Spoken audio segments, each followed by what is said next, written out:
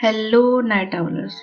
आज हम 2021 में आई एक Malayalam mystery thriller movie Irul को एक्सप्लेन करेंगे। इस मूवी को नासिफ यूसुफ इजुद्दीन ने डायरेक्ट किया है और इसमें हमें दर्शना राजेंद्रन, फाहिद फासिल और सौबीन साहिर जैसे एक्टर्स देखने को मिलेंगे।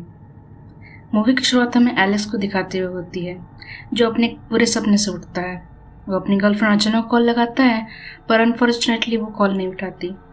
कई बार ट्राई करने के बाद फाइनली अर्चना कॉल उठाती है और उनकी बातों से पता चलता है कि अर्चना एक लॉयर का काम किया करती है। हमें फिर एलेक्स दिखाया जाता है जो एक बुक शॉप जाता है, जहाँ पर उसका एक फ़ैन उससे ऑटोग्राफ मांगता है। एलेक्स पेशे से एक राइटर था और उसने हाल ही में एक इरुल नाम की किताब लिखी थी। शॉप में अर्चना आती है और वो दोनों एक साथ कॉफ़ी शॉप जाते हैं, जहाँ पर एलेक्स अर्चना को अपनी नई लिखी हुई किताब पढ़वाना चाहता था, और क्योंकि अर्चना बिजी थी इसलिए वो किताब नहीं पढ़ पाती थी। उनके बातों के बीच में बार बार क्लाइंट का कॉल आ रहा था, जिसकी वजह से एलेक्स गुस्सा होकर वहाँ से चला जाता है। रात में अर्चना एलेक्स से बात करती है और उससे बार बार इंटरफेरेंस के लिए माफ़ी मांगती है। दोनों डिसाइड करते हैं कि वो एक वीकेंड ट्रिप पर जाएंगे और इसमें वो दोनों ही अपना सेलफोन नहीं लेके जाएंगे ताकि उन्हें कोई भी डिस्टर्ब ना कर पाए। कुछ दिनों बाद वो दोनों ट्रिप पर निकल जाते हैं और एज प्रॉमिस्ड दोनों ही अपना फ़ोन नहीं लाए थे। वो दोनों कुछ स्वीट टाइम स्पेंड करते हैं, लेकिन अचानक से उनकी गाड़ी ख़राब हो जाती है। एलेक्स एक दिन चेक करता है, लेकिन दोनों के पास फ़ोन ना होने की वजह से वो दोनों मैकेनिक को कॉल नहीं कर सकते थे। तभी उन्हें वहाँ एक घर दिखाई देता है।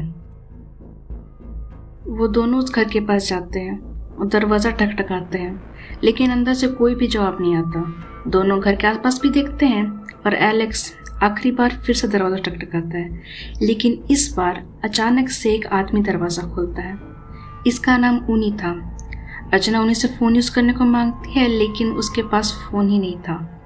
उन्हें अपना लैंडलाइन यूज़ करने को बोलता है और अपने घर में अंदर ले आता है, पर ऊनी का लैंडलाइन भी काम नहीं कर रहा था।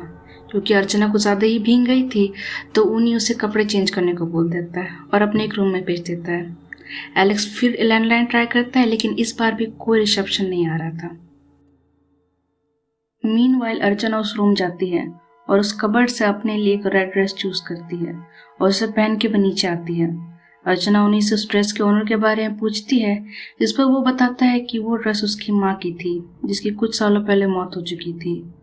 अर्चना उससे कुछ पर्सनल सवाल पूछने लगती है, जिस पर उन्हीं बताता है क्योंकि वो उनका मेज़बान या फिर होस्ट है, तो उनसे सवाल पूछना उसका हक है।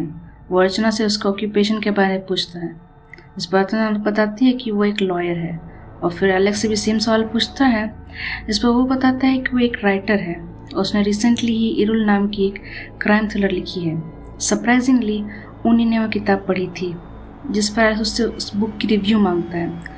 उन्हें बताता है कि उसे ये किताब कुछ खास पसंद नहीं आई। एलेक्स उससे इसकी वजह पूछता है, इस पर उन्हें बताता है कि उसे इस किताब के कुछ पॉइंट्स वीक लगे। किताब एक ट्रू इंसिडेंट से इंस्पायर्ड थी, जहाँ पर कई सालों पहले उस शहर में एक सीरियल किलर था जिसने 6 लड़कियों के ब्रूटली मर्डर कर दिया था, और उसने उन लड़कियों के साइकोटिकली उनके बाल भी काट दिए थे, और इन दी एंड वो पकड़ा भी नहीं गया था। लेकिन बुक में एलेक्स ने कुछ चेंज किया था। वो सीरियल के लड़कियों को रिवेंज के मकसद से मारा करता था और इन दी एंड वो मारा भी जाता है। उन्हीं से एग्री नहीं किया करता था, क्योंकि उसने काफ़ी ज़्यादा साइकोलॉजिकल डॉक्यूमेंट्स पढ़े थे और उसकी क्राइम थ्रिलर को काफ़ी क्लोजली फॉलो किया करता था। उसका मानना था कि उस किलर का असली मकसद शायद क्यूरियोसिटी था, जिज्ञासा, फीमेल बॉडी और उसकी माइंड को समझने की जिज्ञासा। एलेक्स इससे एग्री नहीं करता, क्योंकि उसने केस फाइल्स को क्लोजली फॉलो किया था। विक्टिम को कहीं ब्रूटली मारा गया था और उनके साथ सेक्सुअल असॉल्ट का कोई भी सबूत नहीं था, जिससे ये प्रूफ होता है कि शायद ये मर्डर्स क्यूरियोसिटी नहीं बल्कि रिवेंज के मकसद से किए गए थे। ऊनी एलेक्स से उसके प्रोफेशन के बारे में और डिटेल्स मांगता है, जिस पर एलेक्स बताता है कि राइटिंग के साथ साथ हॉस्पिटैलिटी का भी बिजनेस किया करता था और कुछ होटल्स और लॉजेस को ओन किया करता था। ओनी उन्हें समझाता है कि जिस तरीके से एलेक्स राइटिंग को एक क्यूरियोसिटी और एक पैशन की तरीके से फॉलो करता है, उसी तरह एक सीरियल किलर सिर्फ मर्डर क्यूरियोसिटी के बलबूते पे क्यों नहीं कर सकता। तभी अचानक से लाइट चली जाती है। एलेक्स उससे मेन स्विच के बारे में पूछता है जो बेसमेंट में था। वो दोनों उस मेन स्विच को चेक करने के लिए जाते हैं, लेकिन सीढ़ी नीचे उतरते समय दोनों का पैर फिसल जाता है और दोनों गिर जाते हैं।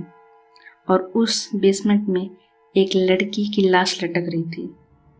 ऊपर अचानक को गन फायर होने की आवाज़ सुना देती है, जिसको फॉलो करते समय वो बेसमेंट जाती है, लेकिन एलेक्स बेहोश उन्हीं को घसीट के ला रहा था। वो उसे घसीट के मेन रूम में ले आता है, जहाँ पर अर्चना के बार बार पूछने पर भी वो किसी भी बात का जवाब नहीं दे रहा था। एलेक्स किसी चीज़ को खोज रहा था और वो अर्चना को उन्हीं के साथ अकेला छोड़ के रस्सी लेने चला जाता है और बाद में आकर उन्हीं को बांध देता है। फाइनली एलेक्स अर्चना को बताता है कि उन्हीं वो सीरियल किलर है जिसने वो 6 लड़कियों का मर्डर किया था। उसे बेसमेंट में भी एक लड़की की लाश मिली थी। तभी उन्हीं भी उठ जाता है, बट टू आवर सरप्राइज वो बताता है कि ये घर उसका है ही नहीं और वो बस यहाँ चोरी करने आया था। लेकिन अचानक से वो दोनों आ जाते हैं, जिसकी वजह से वो इस घर का ओनर बनने का प्रिटेंड करता है, लेकिन उसने कोई भी मर्डर नहीं किए थे। अर्चना पुलिस को कॉल करने बोलती है। उन्हीं बोलता है कि उसने लैंडलाइन डिस्कनेक्ट कर दिया था। अर्चना लैंडलाइन वापस कनेक्ट करती है और पुलिस को कॉल करने ही वाली थी, लेकिन तभी एलेक्स उसे रोक देता है। वो अर्चना को कॉल करने से मना कर देता है और केबल भी उखाड़ लेता है। यहाँ पर रिवील होता है कि ये घर एलेक्स का ही है और अगर पुलिस को यहाँ से लाश बरामद हुई तो शायद शक उसी पर आएगा। और अब वो उन्हीं से सच बुलवाना चाहता है, क्योंकि उसके मुताबिक ये खून उन्हीं नहीं किया था। और लेकिन उन्हीं उस पर उल्टा इल्ज़ाम लगाती कि क्योंकि ये घर एलेक्स का है, शायद मर्डर्स भी उसी ने किए थे और उसकी अगली विक्टिम शायद अर्चना भी होने वाली थी। और फोर्सफुली ये उन्हीं से कन्फेशन करवाता है और उसको रिकॉर्ड करने के लिए अपना फ़ोन निकालता है। लेकिन अगर एलेक्स के पास फ़ोन था तो उसने अर्चना को क्यों नहीं बताया। यहाँ पर स्टोरी काफ़ी ज़्यादा थ्रिलिंग हो जाती है और किलर उन दोनों में से कोई एक था, लेकिन था कौन। यहाँ पर फिर उन्हीं अर्चना को कन्विंस करने की कोशिश करता है कि ये सारे मर्डर्स एलेक्स ने किए थे। एलेक्स गुस्से में आकर उन्हीं से ज़बरदस्ती कन्फेशन करवाने की कोशिश करता है। मीनवाइल अर्चना फ़ोन लेकर वहाँ से भाग जाती है और कहीं छिप जाती है। एलेक्स को खोजते हुए उसी रूम जाता है, जहाँ पर उसे खोजने के बाद भी अर्चना कहीं नहीं मिलती। वो बेड के नीचे छिपी हुई थी। जब एलेक्स वहाँ से चला जाता है तो पुलिस को कॉल करने की कोशिश करती है, पर वहाँ सिग्नल ही नहीं था। वो सिग्नल खोजती है, लेकिन तभी एलेक्स उसे पकड़ लेता है। अर्चना काफ़ी ज़्यादा डरी हुई थी और उसे रीअश्योर करने के लिए एलेक्स उसे अपनी गन दे देता है और वो फ़ोन वहाँ से लेके चला जाता है। अब दोनों नीचे आते हैं। वो उन्हीं को बैठाती है और उससे इस बार अर्चना सवाल पूछने वाली थी। वो उससे इस घर में आने का असली मकसद पूछती है, जिस पर उन्हीं बताते हैं कि वो चोरी के इरादे से आया था। लेकिन अचानक से वो दोनों दरवाज़ा ठकठकाने लगते हैं, जिससे वो हड़बड़ी में दरवाज़ा खोल देता है और उस घर का मालिक होने का प्रिटेंड करता है। उसे ये तक पता नहीं था कि इस घर का असली मालिक एलेक्स है। वो अर्चना को एलेक्स से सवाल पूछने को बोलता है कि ये फ़ोन यहाँ क्यों लेकर आया। एलेक्स बताता है कि उसे अलार्म सेट करने के लिए फ़ोन लेकर आया था और क्योंकि वो अर्चना को सरप्राइज़ देना चाहता था। प्रेशर में आके एलेक्स यहाँ रिवील करता है कि वो अर्चना को इस ट्रिप पे प्रपोज करने वाला था और इसीलिए वो उसे घर में लेकर आया था। उन्हीं अब अर्चना को फिर भड़काने लगता है। वो उससे बोलता है क्योंकि वो अपना फ़ोन घर पर छोड़ाई थी तो उसकी लास्ट लोकेशन उसका घर है। जिस जगह उसका मर्डर हो गया तो ये रिवील हो जाएगा कि वो एलेक्स से मिली ही नहीं थी और एलेक्स इससे बच जाएगा। अब एलेक्स गुस्से में आकर उन्हीं को मारने लगता है। उन्हीं अर्चना को वो अपना चुराया हुआ सामान दिखाता है, जो कि एक्चुअली में एक ज्वेलरी बॉक्स था। और जैसे अर्चना उसको खोलती है उसे काफ़ी ज़्यादा शॉक लगता है। अब उसे लगने लगा था कि एलेक्स ही वो किलर है जो लड़कियों को अपने प्यार के झांसे में लेके यहाँ पर प्रपोज करने के बहाने से लेके आता था और उन्हें मार दिया करता था। अब वो उन दोनों को सच बोलने को बोलती है। हमें वो इंसिडेंट एलेक्स के पर्सपेक्टिव से दिखाया जाता है, जहाँ पर वो दोनों जब बेसमेंट में जाते हैं और एलेक्स मेन स्विच ठीक करता है। जैसे ही लाइट आती है उसे उस लड़की की लाश दिखाई देती है और उन्हीं उसे गोली मार देता है, लेकिन वो गोली से बच जाता है और एलेक्स उसे बहादुरी से बेहोश कर देता है। पर उन्हीं से एग्री नहीं करता था। अब हम ये इंसिडेंट उसके पर्सपेक्टिव से देखते हैं, जहाँ पर जैसे ही लाइट आती है वो उसकी लाश को देखकर काफ़ी ज़्यादा डर जाता है और एलेक्स मौका पाकर उसे बेहोश कर देता है। उन्हीं बोलता है कि शायद वो लड़की अभी भी जिंदा है। तभी एलेक्स दौड़ के बेसमेंट की तरफ भागता है और अर्चना और उन्हीं भी इसके पीछे पीछे जाते हैं, जहाँ पर वो लड़की अभी तक मर चुकी थी। एलेक्स बताता है कि जैसे उसने लड़की को नीचे उतारा वो वैसे ही मर गई। इससे अर्चना का शक और भी तगड़ा हो जाता है। एलेक्स और उन्हीं फिर बहस करने लगते हैं। एलेक्स उसे जोर जोर से मारने लगता है और अर्चना उसको रोकने के लिए बीच में आती है, लेकिन वो उसे भी थप्पड़ मार देता है और फिर उन्हीं को मारने लगता है।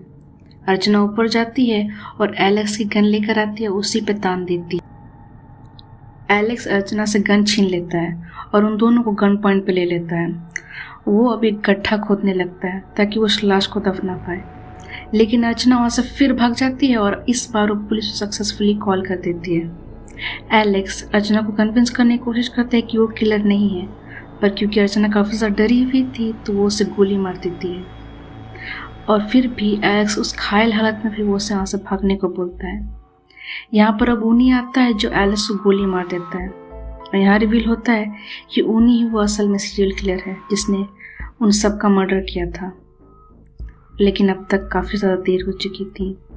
एंड क्रेडिट्स में हमें दिखाया जाता है कि जब पुलिस आती है तो वहाँ पर उन्हें 3 लाशें मिलती हैं। पहला उस घर के ओनर एलेक्स की, दूसरा उसकी गर्लफ्रेंड अर्चना की और तीसरा एक लड़की की। इन्वेस्टिगेशन से पता चलता है कि वहाँ एक 4th पर्सन भी था जिसने शायद उन तीनों को मर्डर करके वहाँ से भाग गया, और इसी के साथ वो इनफेमस सीरियल किलर अभी भी नहीं पकड़ा पाता और मूवी इसी के साथ एंड हो जाती है। फिल्म काफ़ी ज़्यादा अच्छी थी। एक्टर्स ने अपना काम बखूबी निभाया है और सस्पेंस एंड तक बना रहता है, और इस मूवी का बैकग्राउंड म्यूज़िक हर सीन से मैच भी करता है। ये मूवी 1 आवर 30 मिनट्स की है, तो आप इसे आराम से देख सकते हैं और नेटफ्लिक्स पर अवेलेबल भी है। ये मूवी आपको अपने सीट के एज पर बनाए रखेगी और ओवरऑल ये एक 1 टाइम वॉच तो पक्का है। अगर आपको ऐसे एक्सप्लेनेशन चाहिए तो प्लीज़ लाइक, कमेंट, सब्सक्राइब करना मत भूलिएगा। इसी के साथ मिलूंगी मैं आपसे अगली बार, तब तक रखिएगा ख्याल।